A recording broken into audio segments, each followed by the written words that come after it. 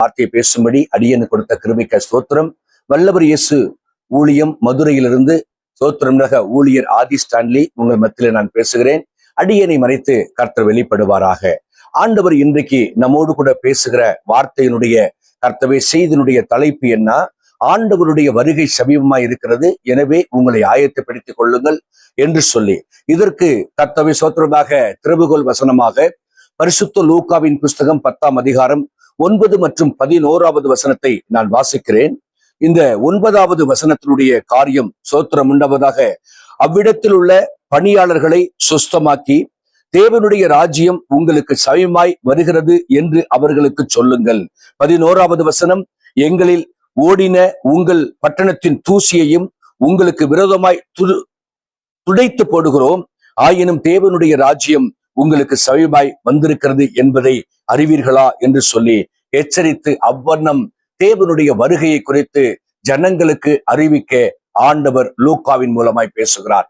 இன்றைக்கு ஆண்டவருடைய பிள்ளைகளாய் இருக்கிற உங்களுக்கு எனக்கும் கர்த்தர் சொல்லுகிறார், கர்த்தருடைய வருகை சமீபமாய் இருக்கிறது.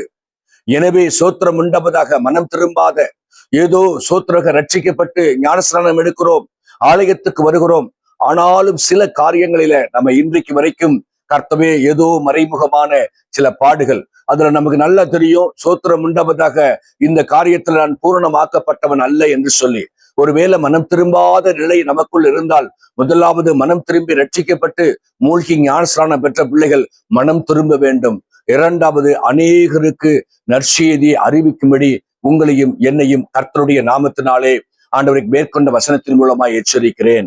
கர்த்தருடைய பிள்ளை நாளிகை வருகை அதிகமாயிற்று, கர்த்தரை சமீபமாயிற்று என்று சொல்லுகிறது.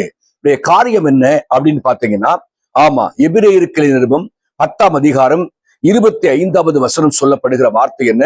ஒருவருக்கு ஒருவர் புத்தி சொல்லுங்கள். அப்படின்னா சோத்திரம் உண்டபக மனம் திரும்பாத நிலையிலே இந்த உலகத்தினுடைய லௌகீக வாழ்க்கையிலே துணிகரமாய் ஒரு மனிதன் கர்த்தரை ஏமாற்றி, ஒரு மனிதன் கொலை செய்து, ஒரு மனிதனுடைய ஆஸ்தியை இன்னொருத்தன் களவாடி கர்த்தரை பாவம் செய்து செயல்படுகிற இந்த ஜனங்களுக்கு நீ என்ன செய்ய? புத்தி சொல்லு என்று சொல்லி வேதம் கூறுகிறது.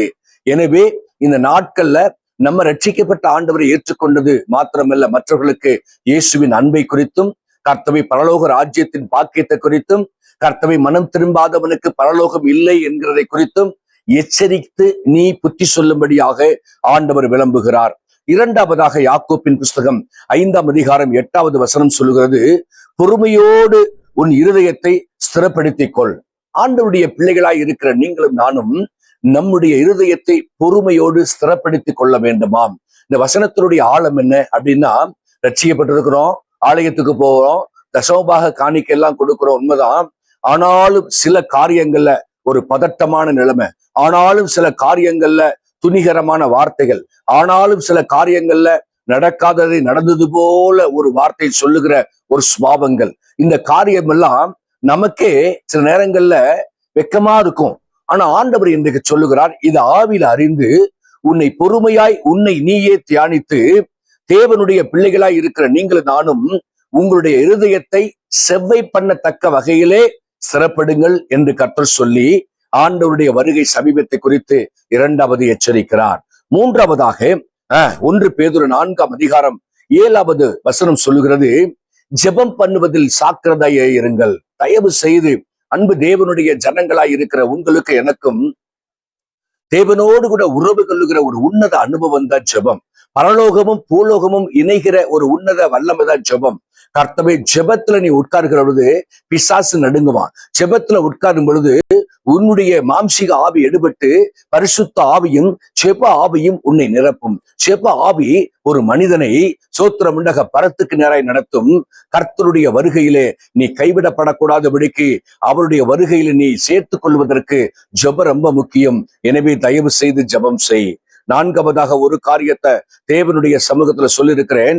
சோத்திரம் உண்டாவதாக வெளிப்படுத்தின விசேஷம் 3ஆம் அதிகாரத்துல எழுதியிருக்கிறவர்களை கை கொள்ள வேண்டும். கர்த்தர் சோத்திரம் உண்டாவதாக என்னென்ன பிரமாணத்தை கட்டளையின்படி எழுதியிருக்கிறாரோ அந்த பிரமாணத்தை கட்டளையின்படியாக செய்வதிலே, நடைமுறைப்படுத்துவதிலே நீ ஜாக்கிரதையா இருந்து கடந்து வருகிற பொழுது வேதம் கூறுகிறது, மார்க்கு 1:15, நீ மெய்யான மனம் திரும்புதலுக்குள்ளவா, மனம் திரும்புதலுக்குள்ளவா. இதோ கர்த்தருடைய வருகை சமயமாய் இருக்கிறது. அன்பு தேவனுடைய ஜனமே, நீங்களும் நானும் ஆண்டவரை அறியாத ஜனங்கள் என்பது கர்த்தவை இரண்டாவது. ரட்சிக்கப்பட்ட ஜனங்களாய் இருக்கிற நீங்களும் நானும் அவருடைய வருகையிலே கைவிடப்படாதபடிக்கு சோத்திரம் வருகை சமீபமாய் இருக்கிறது என்று சொன்ன வார்த்தைக்கு ஒப்பாக ஆயத்தமாய் இருப்போம். அவரோடு கூட பங்கடைவோம். எல்லோரும் ஜெபம் செய்வோமா? நல்ல ஆண்டவரை அறிவது பெரிதல்ல. நாங்கள் முனபாதி எங்களை கரைதிரையற்றவர்களாய் பாபமில்லாதவர்களாய் உம்மோடு கூட இணைத்துக் கொள்ள கர்த்தர் பலத்தை கொடுங்க. என் பிள்ளைகளுக்கு கர்த்தரை நாங்கள் கைவிடக்கூடாத